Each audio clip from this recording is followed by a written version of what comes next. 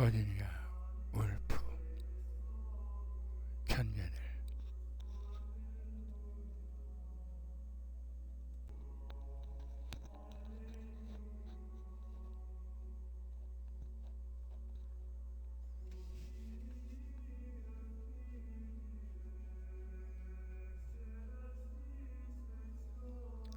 의식의 흐름 기법으로 작품 활동을 한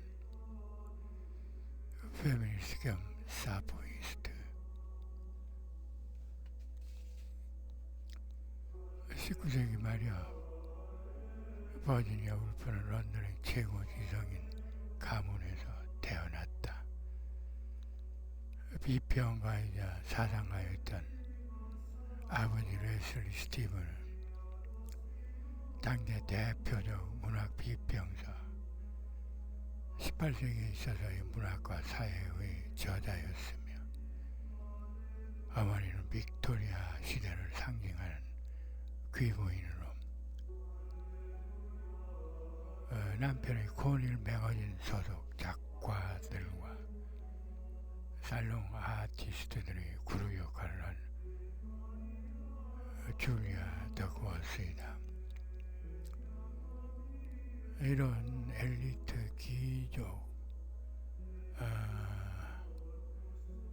가문 분위기에 따라 울프는 어려서부터 작가인 아버지의 백과사전을 방불케 하는 방대한 서재에서 살다시피 하면서 숙명처럼 작가의 꿈을 키운다. 차츰 아버지로부터 직접 의식의 흐름 등 소설 창작의 기초를 사사받는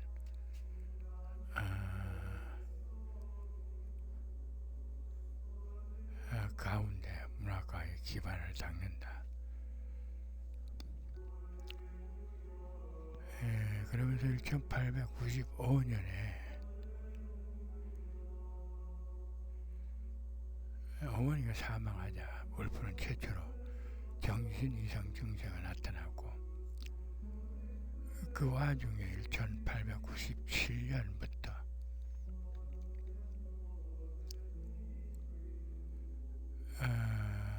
1902년까지 킹스 칼리지 런던에 다니면서 역사, 그리스, 라틴어, 독일어 등을 공부한다.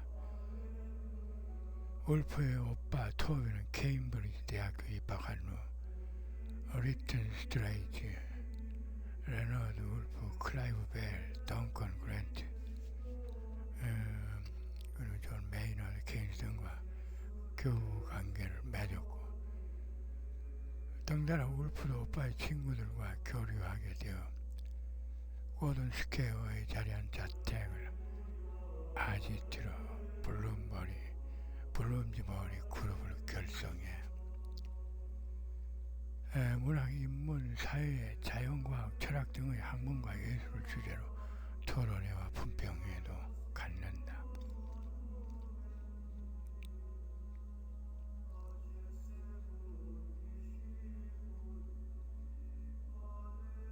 고든 울프는 당대 최고 수준의 지적 문화를 생산하고 향유할 수 있는 엘리트 환경에서 성장했다.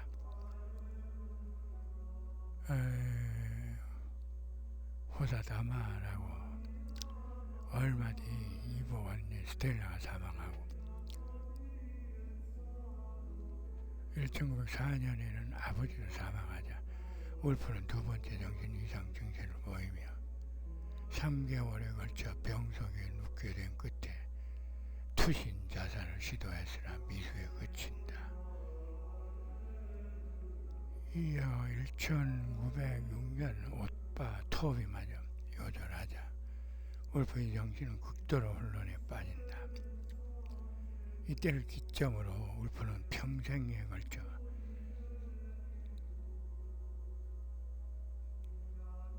수십 차례 정신질환을 앓게 된다.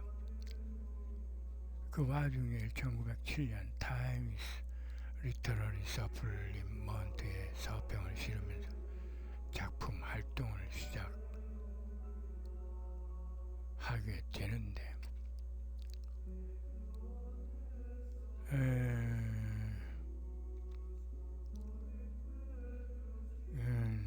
울프는 이 되비를 기점으로 평소 흠모하던 18세기 영국 귀족 여류 작가 제인 오스틴의 기품도 자연스레 동일성으로 체득해 영육간에 세포화한다. 버지니아 울프는 가족을 연이어 여인 후 신경쇠약을 앓게 되며 종래 예민한 감수성을 지니게 된다. 뒷날 쓴 소설 델러웨이 부인은 울프의 예민한 감수성이 돋보이는 작품으로 단 하루 동안 델러웨이 부인에게 일어난 일을 기록하는 일기 형식 소설이다. 한 여인의 일생을 응축하고 나아가 전쟁으로 쓰러진 군인을 향한 연민의 감정까지 버무려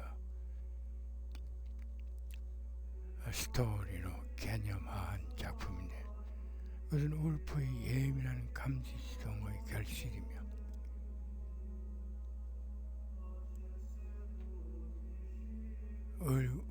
의식의 흐름의 표출이었다.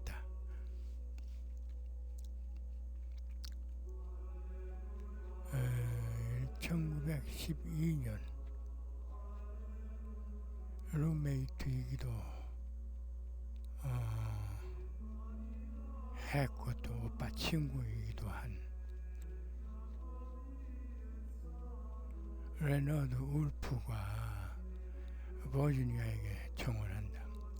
버지니아는 레너드에게 두 가지 조건을 걸었고 그가 수락하자 결혼한다. 버지니아의 남편 레너드는 울프를 위해 신혼집 멍크스 하우스와 정원을 공들여 갖고 오고 그 정원을 가로질러 끝자락에는 버지니아의 아늑한 휴식 공간인 오두막을 지어주는데 울프는 평생 동안 그곳을 지필심일 겸 휴식 공간으로 애용했다. 버지니아는 결혼한 뒤 안정을 찾아 1915년 소설 항해를 출간하고 19년에는 방과 낮을 간행한다. 이어 버지니아 울프는 실험적인 작품을 쓰기 시작하면서 경험의 끊임없는 흐름, 명확하게 표현하기 힘든 인물 성격, 의식을 자극하는 외부 환경을 객관화시켰고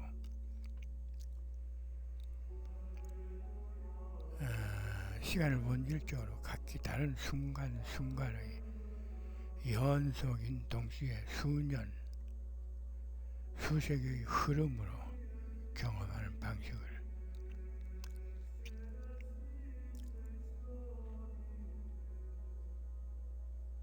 깊숙이 탐구한다. 곧 의식의 흐름의 고뇌와 작품에로의 전이의 방법론의 숙고였다. 1922년 소설 제이콥의 방과 이후의 작품에서는 울프 자신의 경험 속에서 현재의 시간과 지나가고 있는 시간의 느낌, 역사적 시간에 대한 등장인물의 자강의 느낌 등 의식의 흐름을 묘사한다.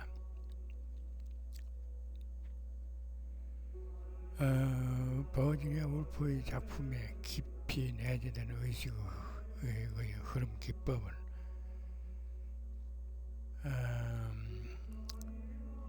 그간 모더니즘이 대세이던 1910년대 영국 문학에서 처음으로 시도되어 모더니즘 문학 예술 전반에 걸쳐 큰 영향을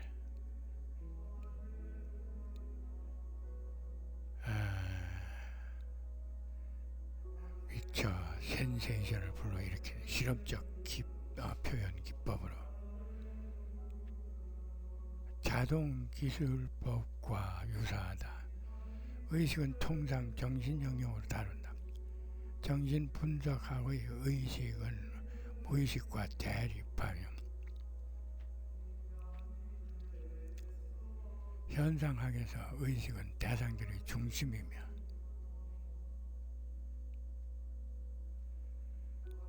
언제나 무엇인가에 대한 의식이다.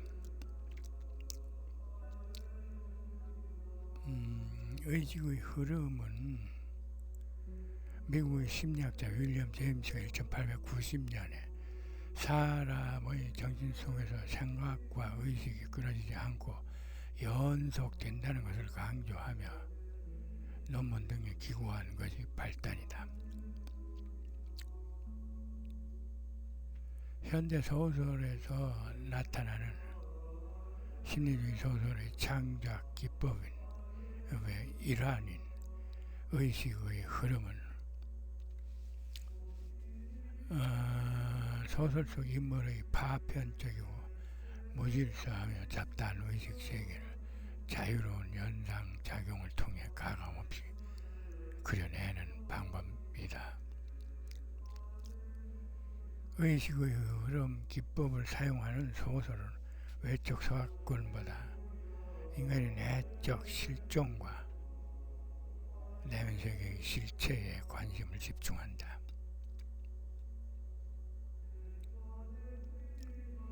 내적 독백은 의식의 흐름의 다른 명칭이자 의식의 흐름을 나타내기 위한 기법으로 이해되기도 한다. 그러나 이것은 하나의 문학적 방법이 실제 의식의 흐름 자체는 아니다. 의식의 흐름을 시도하는 심리주의 소설은 인간의 심리적 존재를 파악한다. 심리주의 소설에서 인간의 행동은 그 동기가 되는 심리를 설명하는 귀결이 되며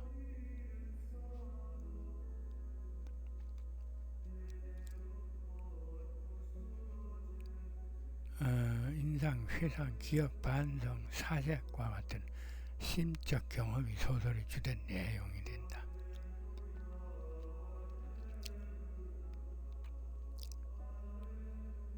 제임스 조이스의 율리시스, 마르셀 프루스트의 잃어버린 시간을 찾아서 등이 의식의 흐름 기법으로 활용한 심리주의 소설의 대표작이며 특히 제임스 조이스는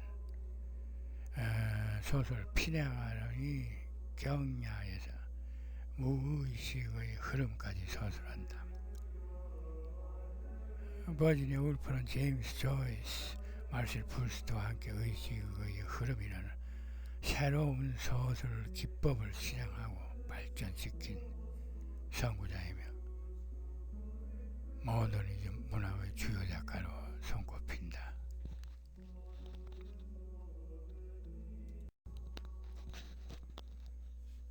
버지니아 울프의 장편소설 델라웨이 부인은 의식의 흐름 기법으로 쓰인 모더니즘과 페미니즘의 고전이다. 장편 델라웨이 부인은 페미니스트인 버지니아 울프가 델라웨이 부인의 하루를 의식의 흐름 기법을 적용해 간파해낸 당대 교녀들의 삶의 가치관이며 방향이다.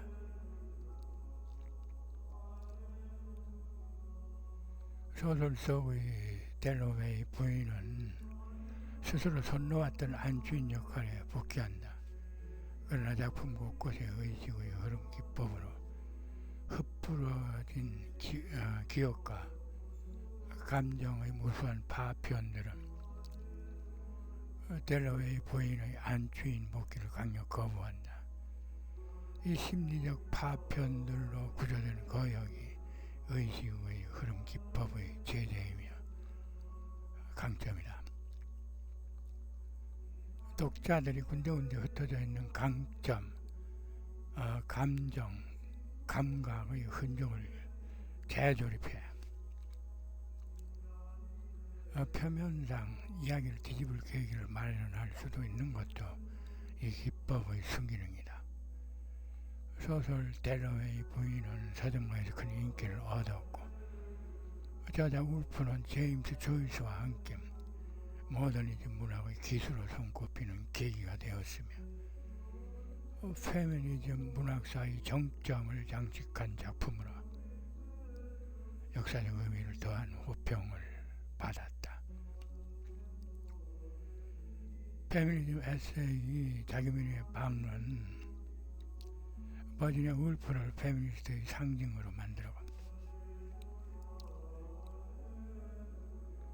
여성 문학사의 한 획을 그은 작품이다. 200쪽 미만의 짧은 이 에세이는 설득력 있는 논리성과 재치 있는 위트에 더해 일말의 울프 특유의 현학성도 나타낸다. 내면의 의식에 따라 흘러가는 작가의 독자적 문체와 맥락이 이어진다. 문학적, 사회문화적 배경지식과 메타포화들, 내 쪽에 달하는 단문단의 긴 호흡, 독자에게 건네는 말 속에 툭툭 튀어나오는 회상 장면의 어조 변화, 도입부에서 결말에 이르는 동안 자주 바뀌는 화자 등으로 인해 독자들도 의식의 흐름도 개력의 준비가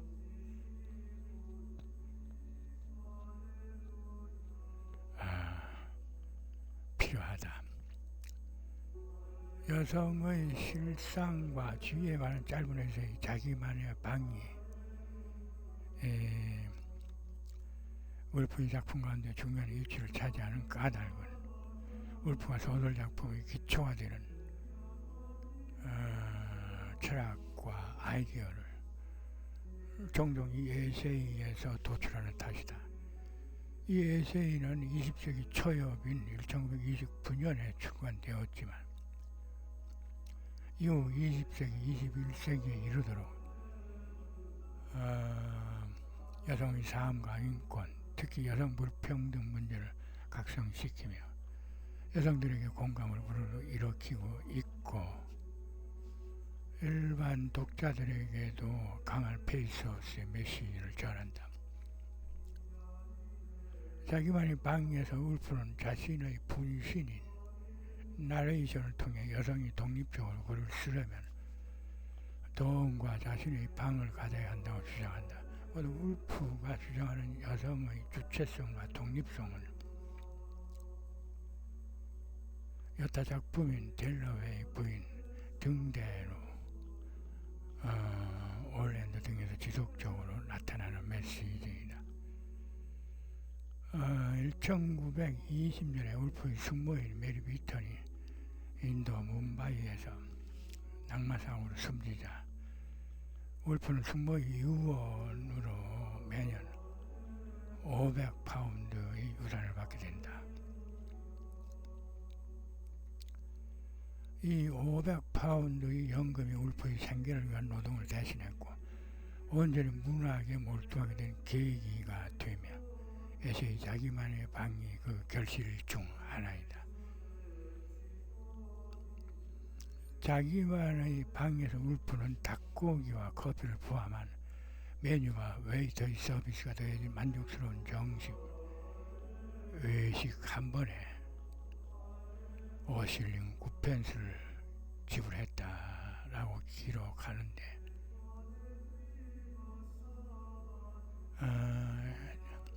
당시 20실링이나 1파운드이면 하루를 만족스럽게 지낼 수 있다는 뜻이다. 이 울프는 숙모 메리 비턴이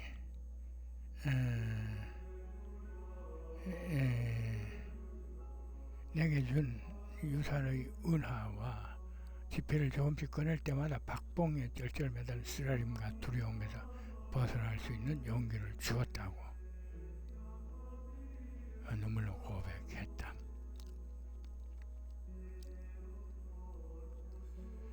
20세기 대표 소설로 꼽히는 울프의 소설 델러웨이 부인 등대로 파도 등과 같은 평론집, 일반 독자 등을 발표하면서 울프는 내면 의식의 흐름을 정교하고 섬세한 필지로 그려내고 한편 현대사회의 불확실한 삶과 인간관계의 가능성을 탐색해 영국 모더니즘의 대표 작가로 거명된다.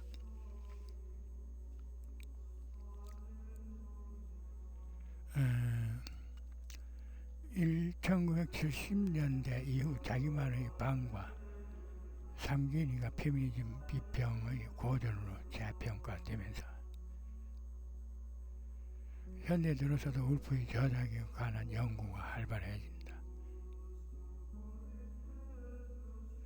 아웃사이드 문화에 대한 독자적 시각과 남녀의 정체성에 관한 탐구 등 울프의 방식과 내용은 20세기 초란 당시는 혁명적이었다. 자기만의 방이 필요한 여성의 물적 정신적 독립의 필요성과 고유한 경험의 가치는 21세기 현대의 자아인식과 문화에도 지대한 영향을 미친다. 버지니아 울프의 소설뿐만 아니라 수많은 편지, 에세이와 리뷰, 정기, 반론 등에서도 그녀는 다양한 저니 포지션을 어느새 다른 세대의 곁에 가까이 다가선다. 페미니스트의 아이콘에서부터 순수한 영혼의 소유자, 나고자, 20세기 최고 모더니즘 작가 등등으로 버지니아 울프는 모더니즘 문학에서 가장 중요한 작가 중 한 명이자 의식의 흐름 기법을 고안한 선구자, 그리고 영국 최초의 페미니스트로 평가된다.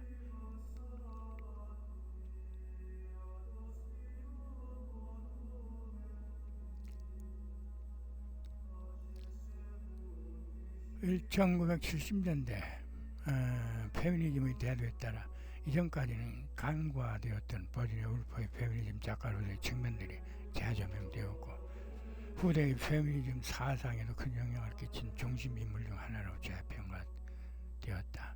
울프는 18세기 영국 엘리트 여류 작가 제인 오스틴의 광팬으로 그녀의 가치관을 대폭 수용했고 그녀에 관한 밀도 있는 평론도 쓴다. 한편 킹스 칼리지 런던엔 버지니아 울프의 이름을 딴 캠퍼스가 있으며 그 건물 내부에는 그녀의 실제 크기와 똑같은 인물 모형이 전시되어 있다. 평화주의자로서 전쟁에 반대하는 주장을 펼쳐왔던 울프는 1941년 독일의 영국 침공이 예상되자 정신병의 재발을 극도로 우려한 끝에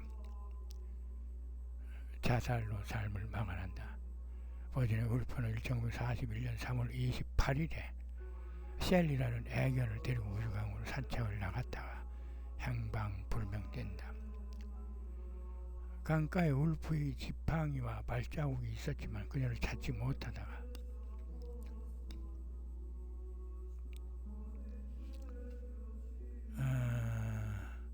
20일 후인 4월 18일 강변에서 울프는 죽음으로 발견되었다.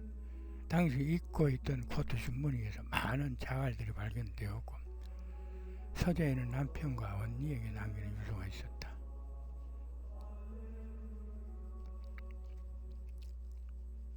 결국 입고 있던 코트에 돌을 가득 채운 채 강물에 투신 자살한 것으로 모두들 예상했다. 자살의 원인은 우울증과 허탈감, 환청, 공황 등으로 추정했고 울프의 유해는 화장되어 서식스 로드멜의 뭉크하우스 정원의 느릅나무 아래에 블룸즈버리 멤버들이 애도하는 가운데 묻혔다.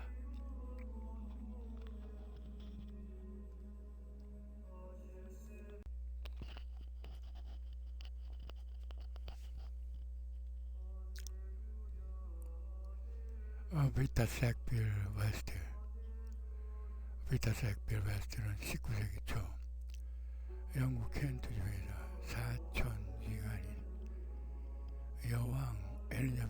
18세로부터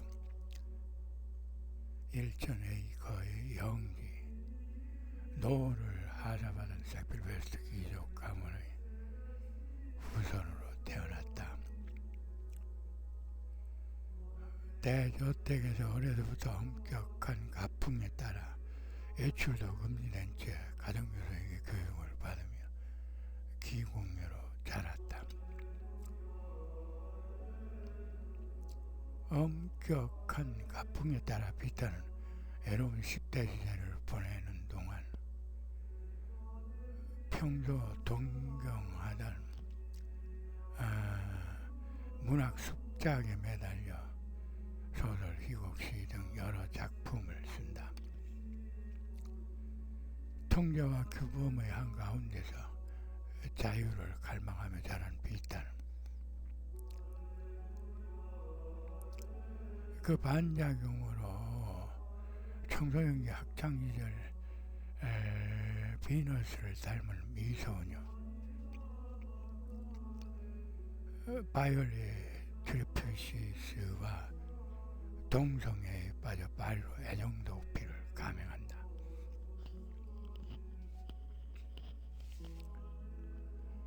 타국 파리에서 그녀는 트리프시스의 남편인 것처럼 남장을 하고 동거하는데 엄격한 헤테로섹슈얼 시대에 호모섹슈얼로 반역하면서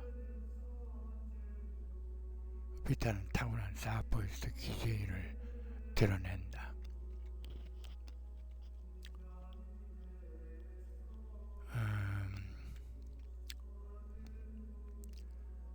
피터 섹필 웨스트는 1913년 외교관인 해럴드 니콜슨과 결혼하면서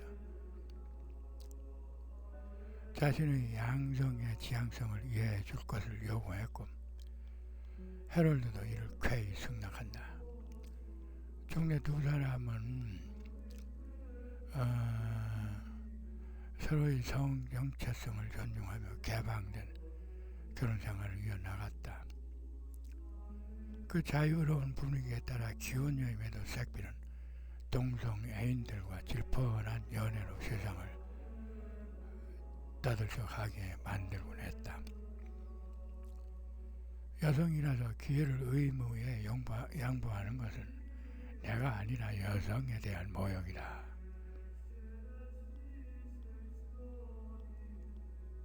피터는 늘 그렇게 중얼거렸다. 피터와 해롤드의 자유롭고도 개방적인 결혼생활은 두 사람의 아들 나이젤 니콜슨이 뒷날 쓴 어느 결혼의 초상에서 상세히 드러나는데 그 책은 피터 부부가 유별난 반통념주의자들의 풀섹스주의자들임을 방증한다. 한편 피터는 수백 년 동안 방치되었던 켄트주의 폐허의 고성을 구입해 작업용 칠부 바지의 장화 차림으로 성체를 직접 수리하고 나무를 심고 정원을 가꾸는 등 자신의 취향을 살려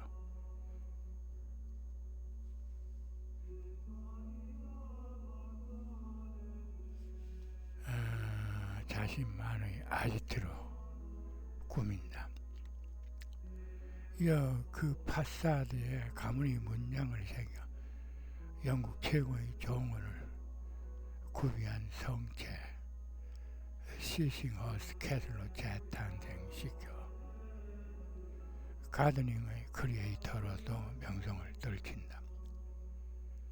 그간 피터는 부모의 불화, 주변 여성의 집요한 유혹, 남편의 동성애 등으로 시련을 겪었지만 시싱허스트 캐슬의 엘리자베스 타워를 지필실로 정해 자신의 영육의 안식처로 삼고부터는 지난날의 상처와 회한에서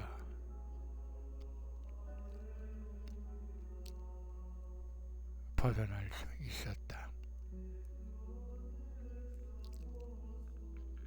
안정을 찾은 뒤 피터는 늘 그 코쿤에서 시와 소설 작품에 몰두한다. 나아가 엘리자베스 타워에서 비타는 문예서클을 운영했고 종래 문학에 대한 공로로 명예의 훈장도 받는다. 시싱허스트 캐슬의 엘리자베스 타워에 있는 비타의 집필실 책상에는 사진학자 2개를 올려 두었는데 하나는 작가 겸 외교관인 그녀의 남편 해럴드 니컬슨이고 다른 하나는 소설가요 자신의 레즈비언의 파머인 버지니아 울프의 사진이다.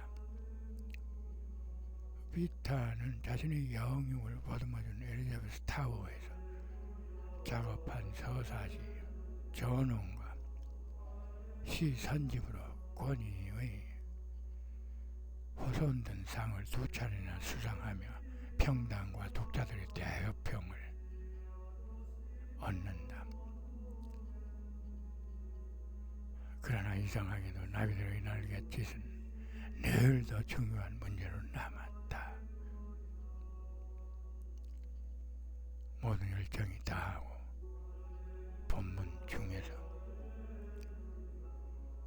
당시 엄숙한 영국 사회에서 예술적 열망뿐만 아니라 자유로운 사랑과 인간관계를 갈망했던 한 여인을 의식의 흐름 기법으로 묘사한 비타의 소설 모든 열정이 다하고는 영국 페미니즘 문학을 대표하는 명작이요. 시싱허스트 캐슬의 국지적, 역사적 결실이다.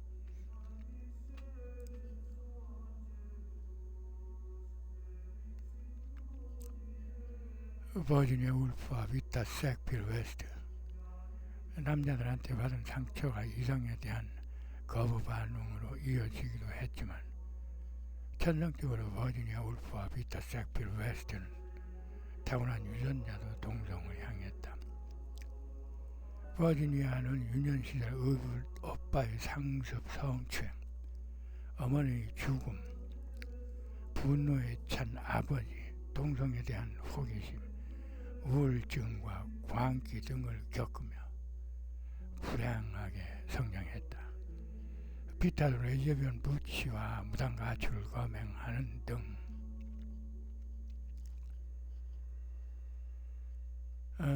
평탄치 않은 청소년기를 보냈다. 이러한 연유로 성인이 된 뒤 두 연인 모두 결혼을 했지만 영육간 남편에게 안위도 만족도 구할 수 없었다. 양성애자였던 버지니아 울프는 1921년 자신의 아파트에서 열리던 모임 블룸스버리 클럽 멤버였던 클라이브 베일의 소개로 비타 섹필 웨스트를 첫 대면한다. 뒤늦게 작가로 출발한 비타는 평소 버지니아 울프를 최고의 여성 작가로 동경하고 있었다.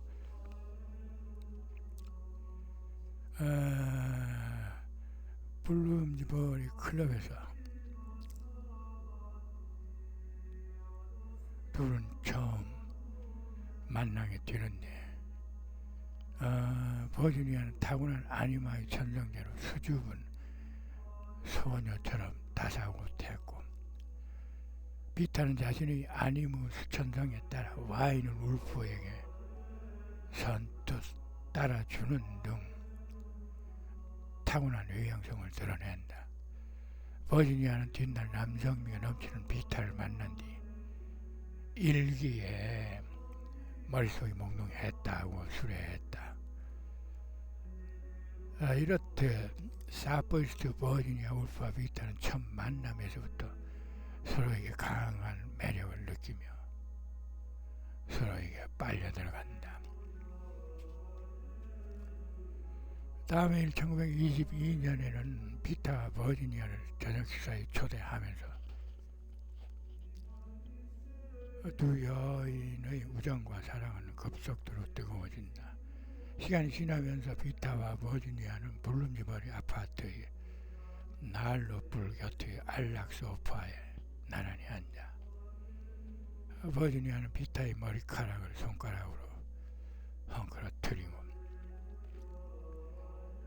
비타는 버지니아의 신비스러운 눈동자를 바라보며 외설적 농담을 던지다가 이내 자연스러운 바모와 부치가 되어 또 하나의 뜨거운 난로가 되곤 했다. 비타와 버지니아 개개는 자기 얼굴만 거울로 볼 수 있었지만 이제 서로의 혼신의 거울이 되어 피사체의 세계를 세세히 그려주곤 했다. 당시 건강 이상으로 자기만의 방에만 틀어박혀 있던 버지니아는 촛불처럼 끝없이 타오르는 비타를 만나면서 삶의 알력서를 구했고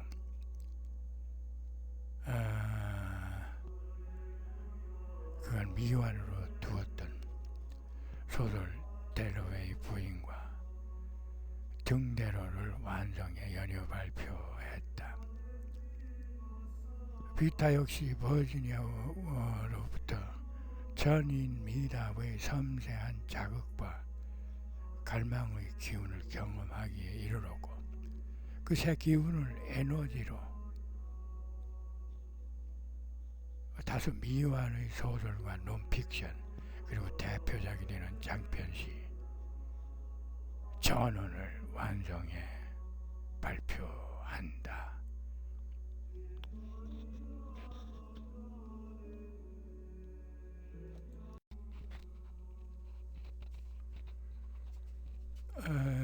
버지니아 울프는 피터 섹필 웨스트를 만난 지 한 5년 정도 지날 무렵 작가와 레즈비언이라는 독보적인 삶을 사는 비타를 모델로 한 소설을 구상했고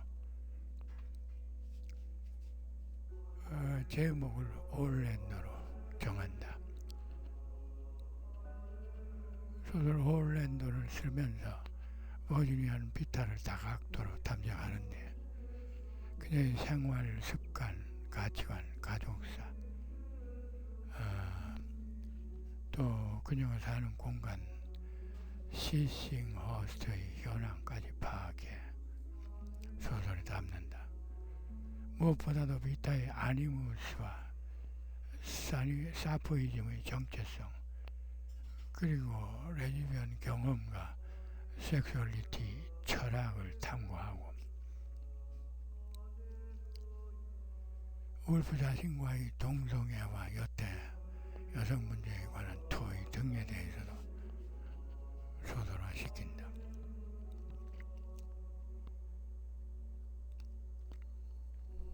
종래 호가스 출판사에서 간행한 올랜도는 비타의 다채로운 캐릭터 이미지 덕분에 기대 이상의 성과를 거두며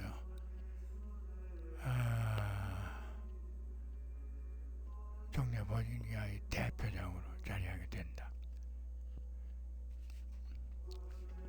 피터 섹필 웨스트도 여러 권의 책을 쓴 베스트셀러 작가로 1917년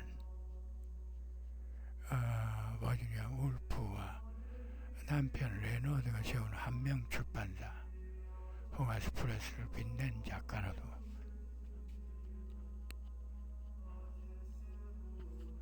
알려졌다.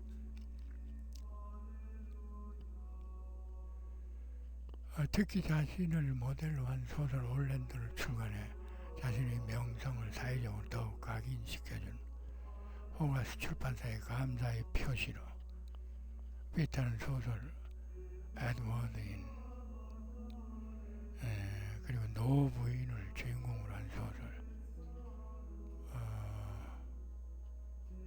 사라진 모든 열정의 원고를 연달아 출판사에 건네준다.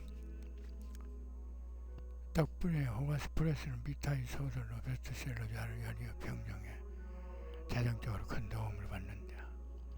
이에 감사의 표시로 울프는 올랜도의 초고를 비타에게 선물로 주었고, 비타는 올랜도의 초판 원고를 전쟁의 혼란 속에서도 죽을 때까지 품에 안고 살면서 끝내 지켜낸다. 열애가 식은 후에도 사포이스트는 1923년부터 41년까지 거의 20여 년간 서로의 집을 오가거나 떨어져 살면서 한편 편지를 주고받으며 연인이자 동업자 관계를 이어간다.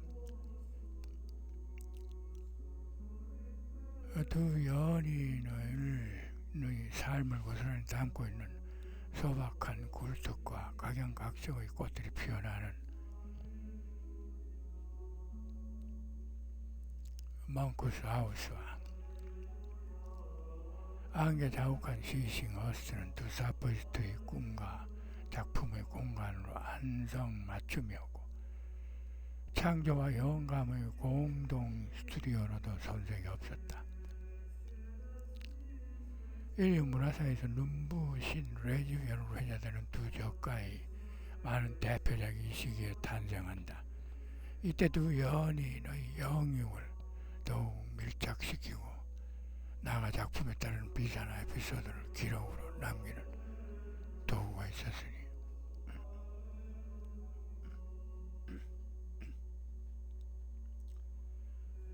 둘 간에 주고받은 편지였다.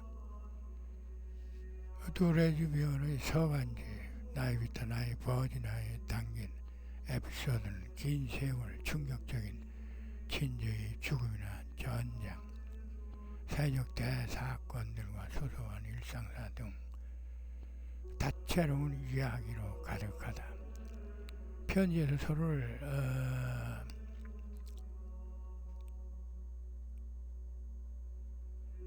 자신들의 애견 이름인 타우저와 포토를 부르면서 서로의 신비스러운 관능인 갸름한 목성과 깊은 눈동자에 대해서도 시적 찬사를 보낸다. 특히 버지니아가 올랜드를 집필하면서 비타에게 쓴 편지는 비타를 향한 애모의 열정이 고스란히 담겨있다. 또 비타는 자신이 가꾸는 정원 시싱 허스트의 계절마다 달라지는 풍경과 지난날 경험한 세계 여행의 감상을 들려주고, 버지니아는 호가스 출판사를 운영하며 겪는 자부심과 고충도 털어놓는다. 재치 넘치고 때론 도발적이고 논리적이고 음란한 버지니아와 비타의 서간지 문장은 두 레즈비언의 애정의 기복과 남녀관 세계관을 직관적으로 드러내는 등 복합적인 감정을 생생히 드러낸다.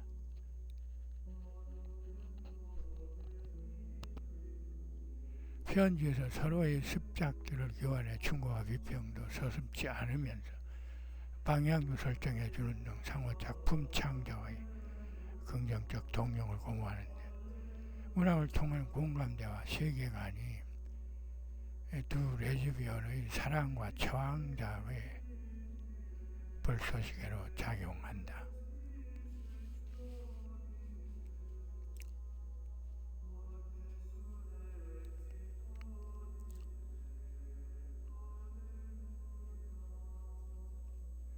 당대나 후대나 작가이자 사포이스트인 버지니아와 비타의 관계는 많은 사람들의 이목을 끌었다. 버지니아가 쓴 레즈비언 비타의 정기소설 올랜도는 당시 레드클리프 호어의 소설 고독의 우물이 음란물 판정을 받으면서 그 비교 대상으로 더욱 주목을 끌었다. 곧 헤테로섹수얼과 호모섹수얼의 포르노와 에로스의 관계를 두고 독자들은 비상한 관심을 나타냈다. 올랜도는 울프의 또 다른 베스트셀러 등대로보다 월등한 판매 부수를 기록했다. 시대를 앞서간 사포이스트 버지니아와 비타 이야기는 1992년 아일린 애킨스 영어 비타와 버지니아로 무대에 올랐고 2018년 동명의 영화로 개봉되어 현재도 대중의 감심권에 있다. 20여 년간 두 사람이 나눴던 비사와 에피소드들을 담은 편지는 20세기 초엽의 대표적 서간문과 문학사로 인류 문화사에 각인된다. 두 레즈비언의 인생과 기록을 담은 서간집 나의 비타, 나의 버지니아는 이전의 모더니스트, 페미니스트로 한정해 조명하던 두 작가의 생애와 작품을 대폭 확장해 역사적 인류사적으로 통찰하고 이해하는 기회를 제공한다. 버지니아 울프, 레너드 울프, 비타 섹필 웨스트와 해럴드 니컬슨 등 울프와 비타 부부의 동반자 정신도 특기할 만하다. 버지니아와 비타의 사포이즘은 두 남편의 후독한 인품과 인간을 이해하는 철학이 있었기에 가능했다. 정신적으로 불안정한 아내 버지니아에게 위안을 주는 사람이자 호가스 프레스 출판사의 이상적인 작가로 비타를 공인했던 레너드 울프는 버지니아 울프의 최상의 남편이었다. 비타에게는 누구보다 버지니아가 최상의 영유의 안식처였음을 100번 수긍했던 비타의 남편 해럴드 니컬슨도 최상의 비타 섹필 웨스트의 남편이었다. 레너드 울프는 버지니아가 세상을 뜬 후에도 그녀의 문학적 유산의 관리자로서 버지니아의 정유 업적을 정리하는 일을 도맡았고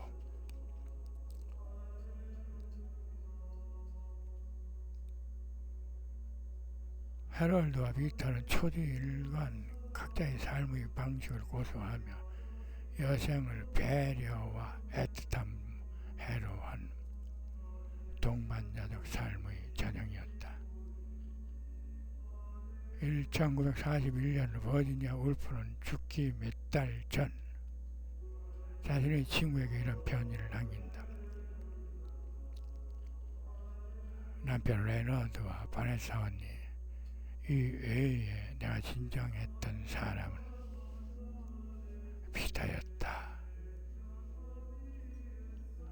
비타 섹필 웨스트는 1962년 켄트주의 시싱허스트에서 암으로 생을 마감했다.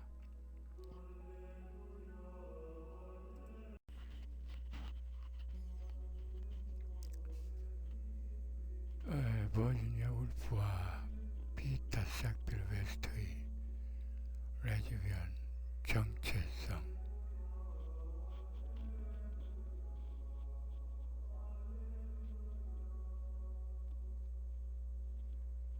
사포이스트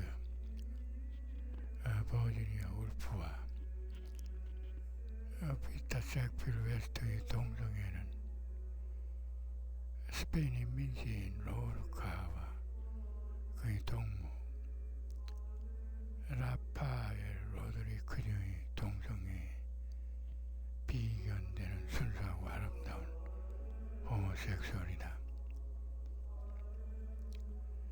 정근대 말미에 작품과 실제의 삶에서 깊은 울림을 공유했던 울프와 비타의 레즈비언이즘은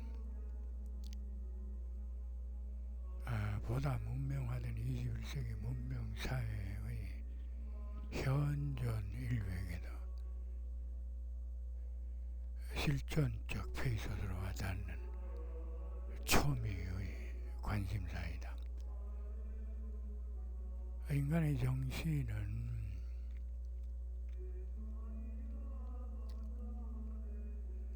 영혼과 자아로 구조되어 왔다.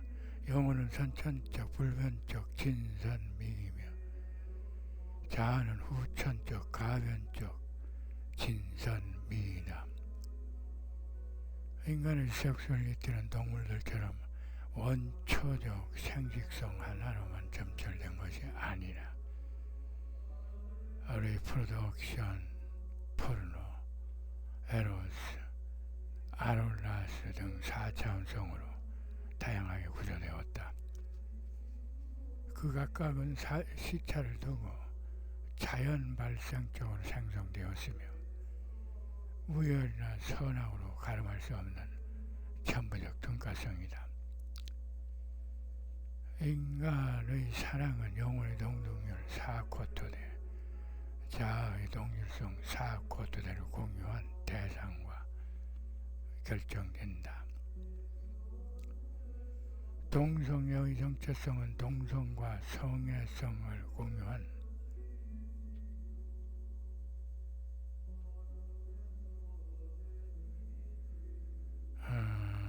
동성애와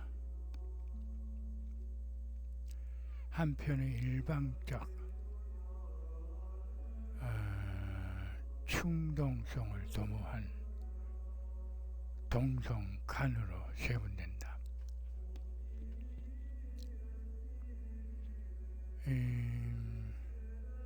성애성은 자아의 동일성을 4쿼터대로 공유한 대상간을 빚어지며 충동성은 자아의 동일성의 공유 여부와 무관한 독단적 욕망의 발현이다.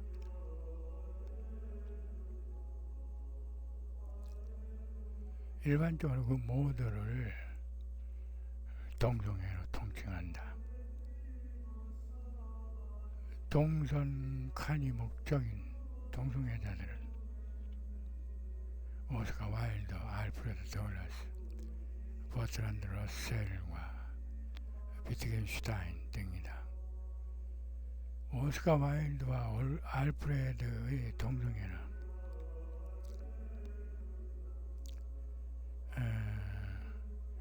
포르노이다. 애초 와일드와 알프레드는 준수한 의무와 귀족이라는 신분의 동일성에서 상호 급속히 삼투되었지만 그러나 정신의 동질성을 미미했다. 본질적으로 와일드는 예술적인 삶, 문학, 부드러운 에로스를 소망하는 영의주의자였지만 알프레드는 돈, 사치, 원색적 배사를 욕망한 리베르탱이었다.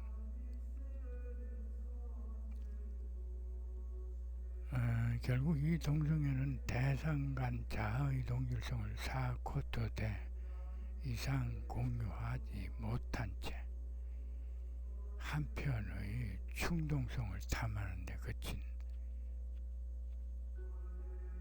동성간이다.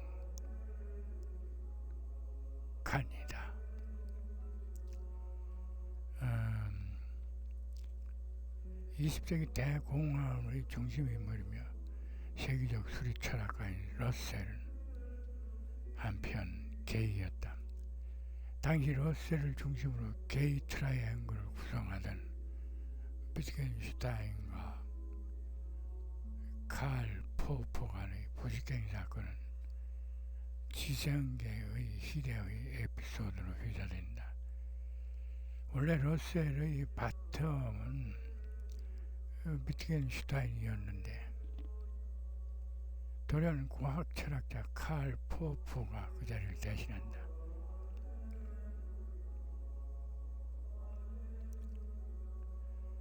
이 처사에 비트겐슈타인은 어느 철학 컨퍼런스에서 칼 포포와 대면에 철학적 논쟁을 하다가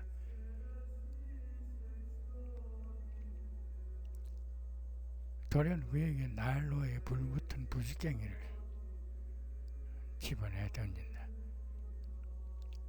이에 러셀이 두 사람을 떼어놓으며 일방적으로 비트겐슈타인에게만 야단을 쳤는데 이 때문에 지식인들 사이에서는 러셀의 애정이 칼 포포 쪽으로 완전히 기울었다는 소문이 바다했다.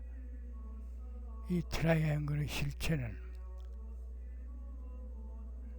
동선 간 자아의 동질성을 사코트대로 공유치 못한 가운데 러셀의 독단적 충동 속으로 축소된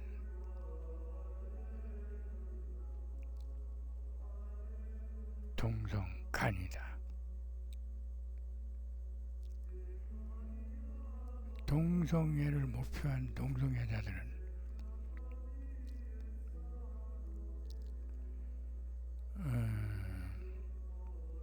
버지니아 울프와 비터 샥필 웨스트 그리고 롤카와 라파엘 로드리크즈 라푼 등이다.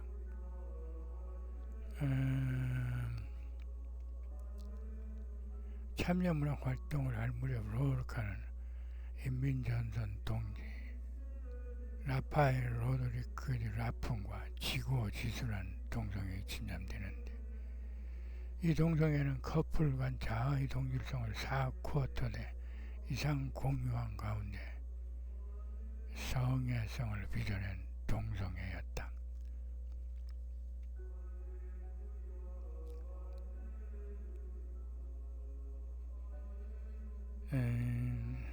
버지니아 울프와 비터 색필 웨스트도 자아의 동질성을 4쿼터대 이상 공유한 완전한 동성애였다.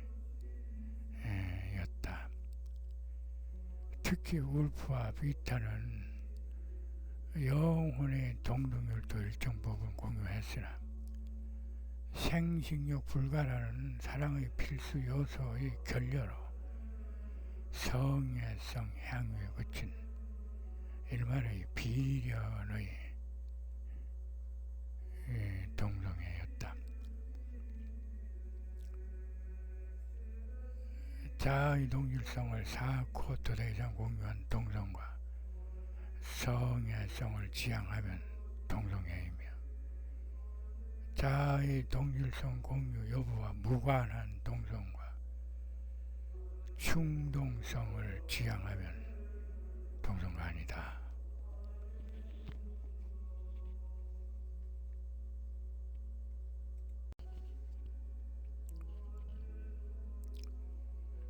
버지니아 울프 작품 1915년 소설 출항 모의와 여성의 운명적 수동성을 그린 작품이다. 1919년 소설 벽 위에 난 자고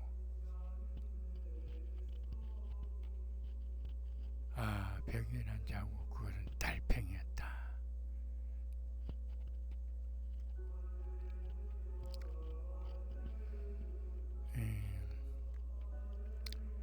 1919년 소설 밤과 낮 안개 속에 빠졌어요. 누가 선점 역시 의식의 흐름에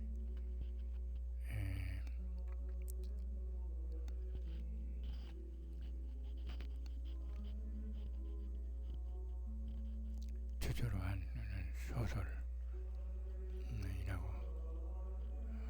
볼 수 있겠죠. 1922년 소설 제이콥의 방 자기중심적 숭고함과 집단적 숭고함을 묘사한 소설이라고 볼 수 있겠죠. 1925년 소설 델러웨이 부인 의식의 흐름 기법 사용 1925년 위평지 일반 독자 전반적인 영국 문학 작품 비평서 1927년 소설 등대로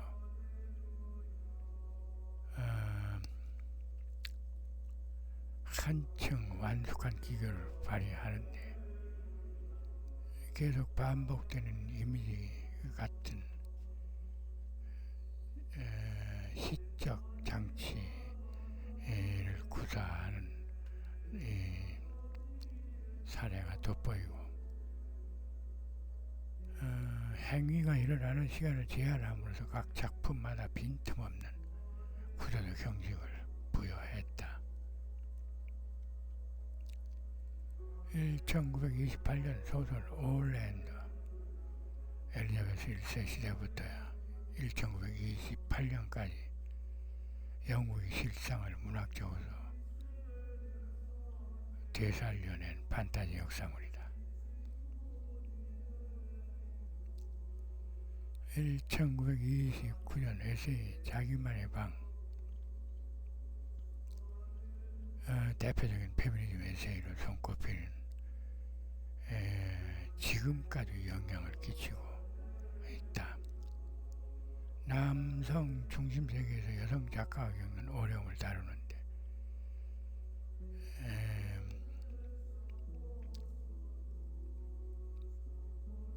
여성도 남성처럼 자신만의 꿈을 펼치며 살아가는 자립적인 삶이 필요하다는 순수하고 원론적인 페미니즘이다.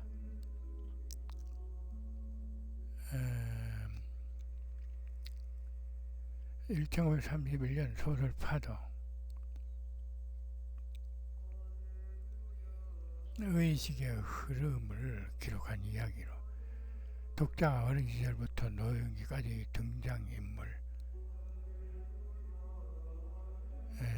6명의 마음속에서 함께 살게 되는데, 이 작품에서는 인물이나 사건보다 인간의 7단계마다에서 겪는 경험을 중시한다. 1932년 비평집 일반 독자의 제2편, 상상력, 통찰력, 판단력이 문학작품을 읽는 세 가지 독해법이다. 1933년 정기 플러시 시 로버트 브라이닝, 엘리자베스 브라이닝 부부의 가상 전기로 그 부부가 기르던 개가 부부를 회상하는 형식의 가상전기 패턴이다. 1937년 소설 세월, 전통적인 작품으로 방대하다.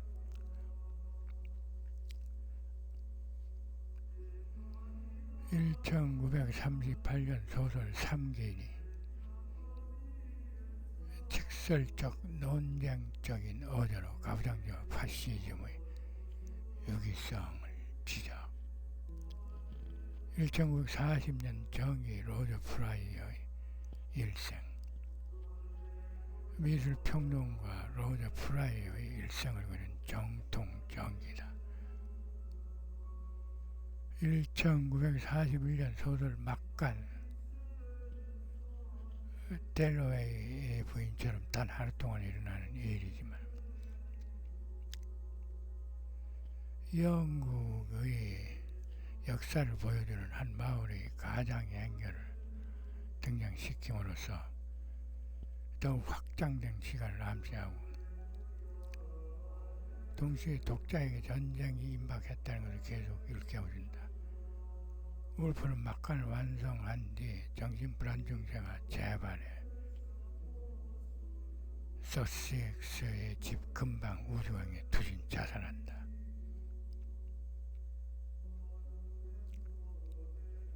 1942년 에세이 나방의 죽음, 16편의 에세이 선집으로 찰스 디킨스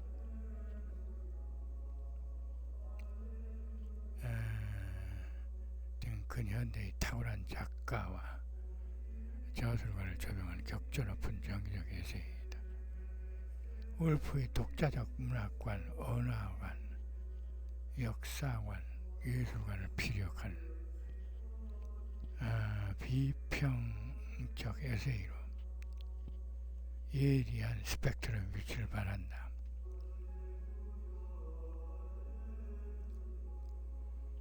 1958년 이론소, 화강암과 무지개, 물질 이론의 모태이다. 나이 비타, 나이 버지니아와 비타의 서간문이다.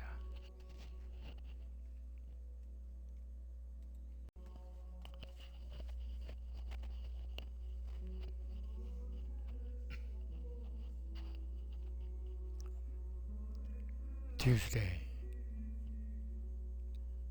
그대에게 내가 다시 미쳐가고 있는 것이 확실해요. 그 끔찍한 시간들을 재차 되풀이할 수는 없어요. 이번에는 회복하지 못할 거예요. 목소리들이 들리기 시작해 집중력을 잃었어요. 그래서 내가 할 수 있는 최선의 선택을 실행하고 있어요. 당신은 내가 받을 수 있는 모든 행복을 주었어요. 누구라도 당신보다 낫지 않았을 거예요.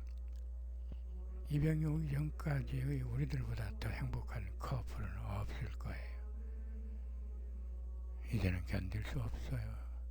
내가 당신의 삶을 망치고 있다는 것, 내가 없는 것이 당신에게 나을 것이라는 걸 확신해요. 나 없이 당신이 잘해 나가리라는 것도요.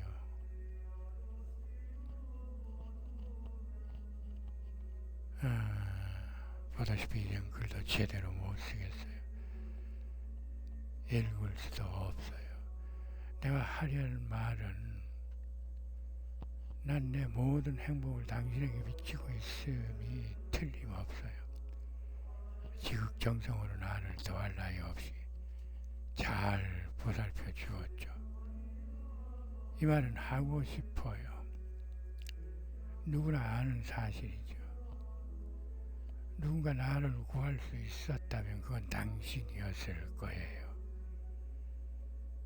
내게 남은 것은 아무것도 없지만 당신의 신사들은 굳건하게 남아있어요.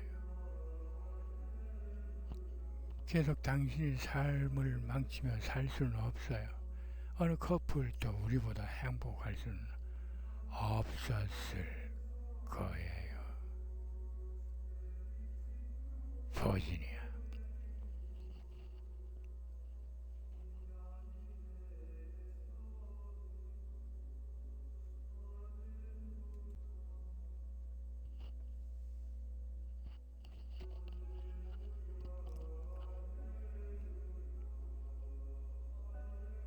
버지니아 울프 천재들 편이었습니다.